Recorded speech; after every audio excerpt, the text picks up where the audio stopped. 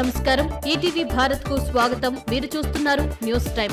ఢిల్లీలో సోనియా గాంధీతో రేవంత్ రెడ్డి భేటీ. రాష్ట్ర అవతరణ వేడుకలకు ఆహ్వానించిన సీఎం. సోనియా సహా పలు ముఖ్య నేతలకు ఇన్విటేషన్.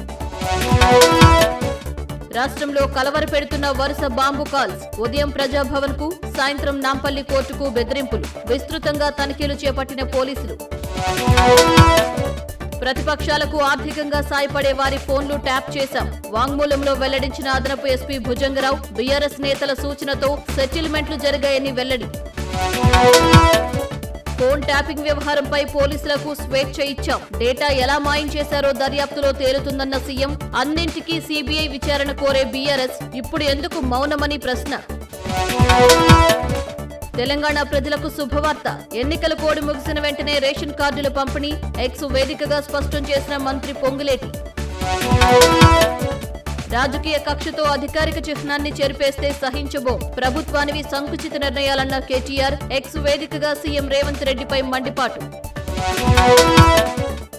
రాష్ట్రంలో వాణిజ్య పంటలకు ఊతం. 60 లక్షల ఎకరాల విస్తీర్ణంలో పత్తి సాగుకు సర్కారు ప్రణాళికలు. హై డెన్సిటీ విధానం వైపు రైతుల్ని ప్రోత్సహిస్తున్న శాస్త్రవేత్తలు.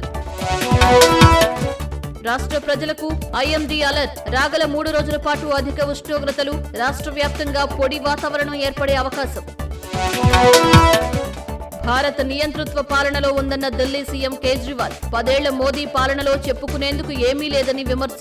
బీజేపీ విద్వేషపూరిత రాజకీయాలు చేస్తోందని మండిపాటు. ఇవి ఇప్పటివరకు ఉన్న ప్రధానాంశాలు. మరిన్ని తాజా అప్డేట్స్ కోసం www.etvbharat.com వెబ్సైట్ ను సందర్శించండి.